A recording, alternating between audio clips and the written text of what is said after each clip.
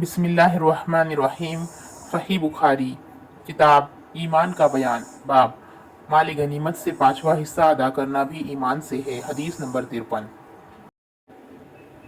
ابو جمرۃ قال كنت اقعد مع ابن عباس يجلسني على سريره فقال اقم عندي حتى اجعل لك سهما من مالي فاقمت معه شهرين ثم قال ان وفد عبد القيس لما اتوا النبي صلى الله عليه وسلم قال من القوم او من الوفد قالوا ربيعة قال مرحبا بالقوم او بالوفد غير خزايا ولا ندامة فقالوا يا رسول الله صلى الله عليه وسلم إنا لا نستطيع أن نعطيك إلا في الشهر الحرام وبيننا وبينك هذا الحي من كفار مزرع فمرنا بأمر فصل نخبر به من وراءنا وندخل به الجنة وسألوه عن الأشربة فأمرهم بأربعين ونهاهم عن أربعين أمرهم بالإيمان بالله وحده قال أتدرون ما الإيمان بالله وحده قالوا الله ورسوله أعلم قال شهادة أن لا إله إلا الله وأن محمدا رسول الله وإقام الصلاة وإيتاء الزكاة وصيام رمضان وأن تعطوا من المغنم الخمس ونهاهم عن أربعين عن الحنتم والدباء والنقير والمزفة وربما قال المقير وقال احفظوهن واخبروا بهن من وراءكم۔ ترجمہ: ابو جمرہ نے فرمایا کہ میں عبداللہ بن عباس رضی اللہ عنہ کے پاس بیٹھا کرتا تھا، وہ مجھ کو خاص اپنے تخت پر بٹھاتے۔ ایک دفعہ کہنے لگے کہ تم میرے پاس مستقل طور پر رہ جاؤ، میں اپنے مال میں سے تمہارا حصہ مقرر کر دوں گا۔ تو میں 2 ماہ تک ان کی خدمت میں رہ گیا۔ پھر کہنے لگے کہ عبدالقیس کا وفد جب نبی کریم صلی اللہ علیہ وسلم کے پاس آیا تو آپ صلی اللہ علیہ وسلم نے پوچھا کہ یہ کون سی قوم کے لوگ ہیں یا یہ وفد کہاں کا ہے؟ انہوں نے کہا کہ ربیعہ خاندان کے لوگ ہیں۔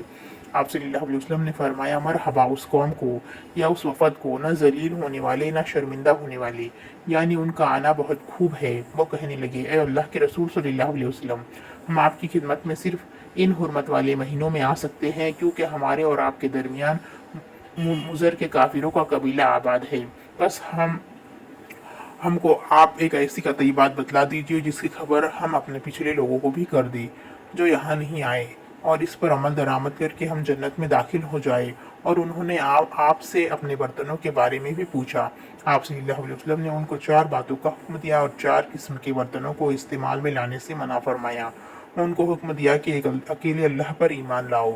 پھر آپ صلی اللہ علیہ وسلم نے پوچھا کہ جانتے ہو ایک اکیلے اللہ پر ایمان لانے کا مطلب کیا ہے؟ انہوں نے کہا کہ اللہ اور اس کے رسول ہی کو معلوم ہے۔ آپ صلی اللہ علیہ وسلم نے فرمایا کہ اس بات کی گواہی دینا کہ اللہ کے سوا کوئی معبود نہیں، اور یہ کہ محمد صلی اللہ علیہ وسلم اس کے سچے رسول ہے، اور نماز قائم کرنا اور زکوٰۃ ادا کرنا اور رمضان کے روزے رکھنا اور مال غنیمت سے جو ملے اس کا 5واں حصہ مسلمانوں کے بیت المال میں داخل کرنا، اور 4 برتنوں کے استعمال سے آپ صلی اللہ علیہ وسلم نے ان کو منع فرمایا، سبز لاکھے مرتبان سے اور کدو کے بنائے ہوئے برتن سے، لکڑی کے کھودے ہوئے برتن سے اور روغنی برتن سے، اور فرمایا کہ ان باتوں کو حفظ کر لو اور ان لوگوں کو بھی بتلا دینا جو تم سے پیچھے ہے اور یہاں نہیں آئے ہے۔ Translation: Narrated Abu Jamrah radiyallahu anhu, I used to sit with Ibn Abbas radiyallahu anhu, and he made me sit on his sitting place. He requested me to stay with him in order that he might give me a share from his property. So I stayed with him for 2 months. Once he told me that when the delegation of the tribe of Abdul Qais came to the Prophet sallallahu alaihi wasallam asked them, "Who are the people that is you?" or "Who are the delegate?" They replied, "We are from the tribe of Rabi'a." Then the Prophet ﷺ said to them, "Welcome, O people, or O delegation of Abdul Qais. Neither will you have disgrace, nor will you regret." They said, "O Allah's Prophet ﷺ, we cannot come to you except in the sacred month, and there is the infidel tribe of Mudar intervening between you and us. So please order us to do something good religious deed, so that we may inform our people whom we have left behind at home, and that we may enter paradise by acting on them." Then they asked about drinks, what is legal and what is illegal. The Prophet ﷺ ordered them to do four things and forbade them from four things. He ordered them to believe in Allah alone and asked them, do you know what is meant by believing in Allah alone? They replied, Allah and His Apostle ﷺ know better. Thereupon the Prophet ﷺ said, it means, first, to testify that none has the right to be worshipped but Allah and Muhammad ﷺ is Allah's apostle. Second, to offer prayers perfectly. Third, to pay the zakat, obligatory charity. Fourth, to observe fast during the month of Ramadan. Fifth, and to pay al-khums, that is 1/5 of the booty to be given in Allah's cause. Then he forbade them four things, namely Hantam, Dabba, Nakir, Al-Muzaffat or Muqayyar. These were the names of pots in which alcoholic drinks were prepared.